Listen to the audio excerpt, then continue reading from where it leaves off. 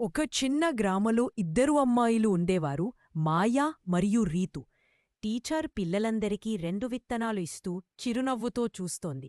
మాయా ఆనందంగా రీతు, ఈ విత్తనాలుని నాటండి పిల్లలు. ప్రతిరోజూ ప్రేమగా చూసుకోండి. ఎవరి మొక్క బాగా పెరుగుతుందో వారికి బహుమతి. మాయా ఆనందంగా, నేను పెద్ద పెద్ద పూలు పూయిస్తా టీచర్. రీతు, నెమ్మదిగా కాని ప్రేమగా పెంచుతా. మాయా సూర్యకాంతిలో ఆనందంగా విత్తనాలు నాటుతుంది. నీళ్లు పోస్తూ చిరునవ్వుతుంది. రీతు చిన్న తోటలో మట్టి దులుపుతూ విత్తనాన్ని జాగ్రత్తగా నాటుతుంది.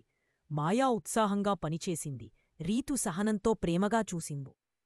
రోజులు గడుస్తాయి. సూర్యుడు ఉదయిస్తాడు. సాయంత్రం అవుతుంది. మాయా మొక్కలపై పసుపు పూలు పూస్తాయి.